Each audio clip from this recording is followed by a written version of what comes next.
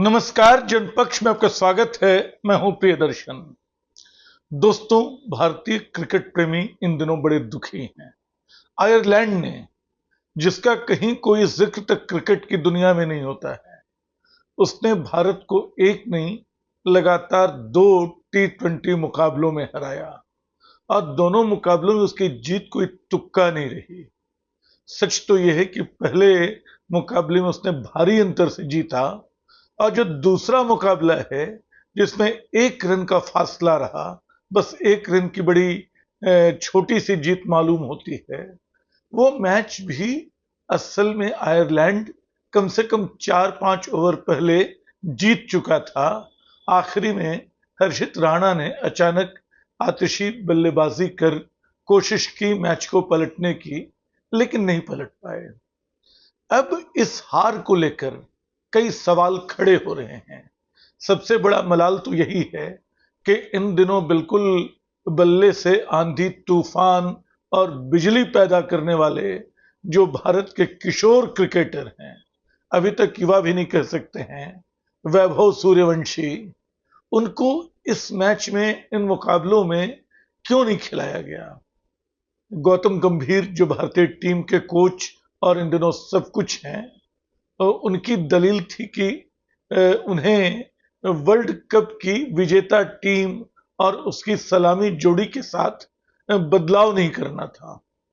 लेकिन ये तर्क कितना खोखला है। ये बदलाव तो उन्होंने टीम के चुनाव में कर दिया था। उस वर्ल्ड कप का जो कप्तान था, महज 4-5 महीने पुरानी बात नहीं हुई है, उसको आपने टीम से बाहर कर दिया। सूर्य कुमार यादव जो हैं, इसलिए कि आईपीएल में उनका परफॉर्मेंस खराब रहा। आईपीएल के आधार पे आपने, पता नहीं और कोई आधार हो तो मैं नहीं जानता हूं, लेकिन आईपीएल वो नहीं खेल पाए ठीक से, इसलिए आपने एक ऐसे खिलाड़ी को जिसने इंटरनेशनल क्रिकेट में बार बार प्रूव किया खुद को, जिसकी वजह से भारत वर्ल्ड कप लाने में कामयाब रहा, जिसके कप्तानी में, उसको आपने बाहर कर दिया। टीम का कॉम्बिनेशन तो आपने उसी समय तोड़ दिया था।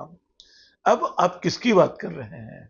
वैभव रघुवंशी को, सूर्यवंशी को अगर आपने खिलाया होता तो हो सकता है, मैं नहीं जानता हूं, क्रिकेट खेल है, अनिश्चितताओं का खेल है, ग्लोरियस अनसर्टेनिटीज का खेल इसको कहते हैं, तब भी हो सकता है नतीजा कुछ और होता, क्योंकि आयरलैंड की टीम ने बाकायदा ठीक ठाक तैयारी की थी, जबकि भारतीय क्रिकेट को लगता था कि भारतीय क्रिकेटरों को कि इसको तो वो मामूली ढंग से हरा देंगे। इस मैच को भी उन्होंने आईपीएल का एक मामूली मैच समझ लिया था। नतीजा ये हुआ कि जो 16 श्रृंखलाओं से जीत का जो सिलसिला था वो टूट गया। ऐसी टीम के हाथ टूट गया जिससे आपने हारने की कल्पना नहीं की थी, और एक मैच हारे होते, किसी एक खिलाड़ी के प्रदर्शन के चलते हारे होते, तो मान लेते कि क्रिकेट की गौरवशाली अनिश्चितता ने अपना जादू दिखाया। लेकिन यहां तो 2 मैच, और दोनों मैच आप बिल्कुल जैसे आपका गला पकड़ लिया आयरलैंड ने और आपको जमीन पे गिरा दिया, कुछ उस तरह की ये हार रही। आप जमीन पे पड़े हुए हैं। क्या इस हार से कोई बड़े नतीजे निकालना चाहिए? इसमें सच नहीं कि आईपीएल ने भारत को क्रिकेट का पावर हाउस बना डाला है। अभी भारतीय क्रिकेट में कई प्रतिभाशाली बल्लेबाज, कई प्रतिभाशाली गेंदबाज हैं जो टीम में जगह नहीं बना पा रहे हैं। लेकिन क्या इसमें चुनाव, टीम के चयन में और गंभीरता दिखाई जानी नहीं चाहिए थी? खिलाड़ियों के भीतर ऐसी अनिश्चितता पैदा करना कि वो अपना दबाव में आके परफॉर्मेंस तक अपना भूल जाए, ये कहां का न्याय है? गौतम गंभीर जो हैं, इसके लिए जिम्मेदार ठहराए जा रहे हैं। मैंने मैच देखा, मैच के बाद की तस्वीर देखी। एक बात पे मुझे बड़ा अफसोस हुआ।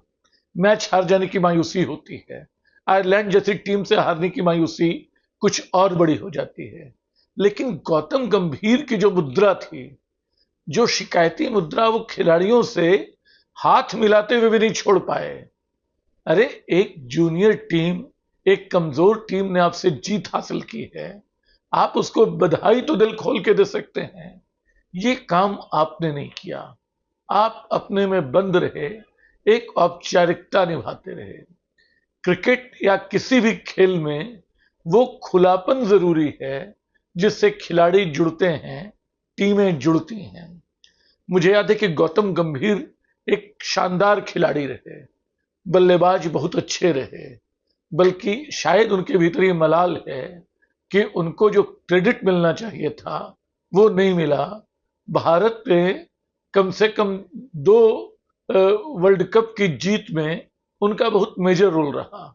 यानी 2007 में जो T20 वर्ल्ड कप भारत ने जीता था, उसमें भी वो हाईएस्ट स्कोरर रहे। और 2011 में धोनी की टीम ने जो कप उठाया था, जिसके लिए बार बार धोनी के आखिरी हेलीकॉप्टर शॉट को याद किया जाता है, वहां भी 95 रन बना के सबसे ज्यादा बड़े स्कोरर गौतम गंभीर थे।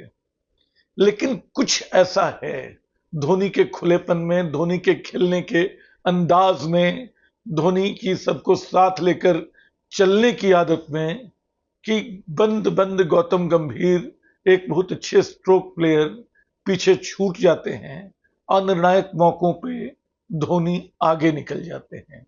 ये धोनी और गौतम गंभीर की तुलना नहीं है, ये भारतीय क्रिकेट के भीतर अभी जो कुछ चल रहा है उसको समझने की कोशिश है।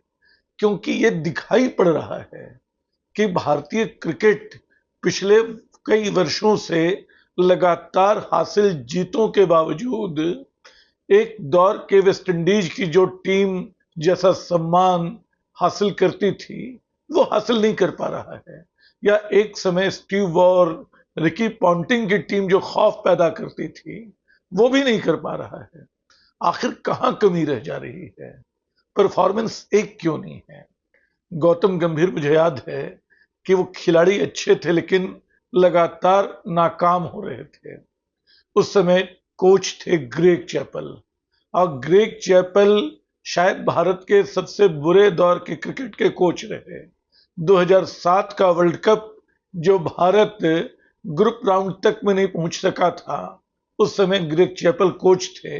और बाद में पता चला कि उन्होंने कैसे टीम को बांट रखा था, उसमें अलग अलग गुट बना दिए थे। तो सचिन, द्रविड़, सौरव गांगुली जैसे बड़े खिलाड़ियों से सजी वो टीम जो है अपने शुरुआती मुकाबले ही हार गई थी। तो ये जो स्थिति है, इस स्थिति से कम मुझे लग रहा था अब गौतम गंभीर उबर चुके होंगे, अपनी निजी प्राथमिकताओं से ऊपर वो टीम को एक प्राथमिकता दे रहे होंगे। आखिर वैभव सूर्यवंशी को ले जाया गया था तो खिलाया क्यों नहीं गया? इसके पहले टीम चयन में आप देखिए, सूर्य कुमार यादव ही नहीं, यशस्वी जायसवाल जिन्होंने आखिरी में सेंचुरी मारी, उनको भी चुना नहीं गया। तो भारतीय क्रिकेट के लिए ये एक थोड़ा सा अजीब सा सवालों से भरा दौर है। क्रिकेट एक दौर में मुझे बेहद पसंद था, अब भी मैं उसके मुकाबले देख लेता हूं, आईपीएल के बावजूद और तमाम तरह के तमाशों के बावजूद। लेकिन इस बात को शायद समझने की जरूरत है कि एक देश के रूप में जब आप खेलते हैं तो कुछ अलग होते हैं आईपीएल मुकाबलों से, और वहां आपको एक टीम के रूप में दिखना चाहिए। दुर्भाग्य से गौतम गंभीर नाम का जो कोच है, शायद वो ये भरोसा जगा पाने में अपनी टीम के भीतर असमर्थ है कि वो सबको साथ लेके चलेगा, सबकी नाकामियों, सबकी कामयाबियों के बीच एक संतुलन बना के चलेगा। शायद आयरलैंड में हुई हार इसकी ओर एक इशारा है। अभी इंग्लैंड की सीरीज बाकी है, और अगर ये 2027-28 के मुकाबलों की तैयारी है तो चिंता की बात है जिस पर भारतीय क्रिकेट प्रतिष्ठान को सोचना चाहिए। हम लोग लगातार क्रिकेट के कारोबार में लग गए हैं, क्रिकेट को दूह रहे हैं, इतने मुकाबले हो रहे हैं। तो अब समय आ गया है कि हम उस खेल का सम्मान करें और उससे सम्मानित हूं। शुक्रिया।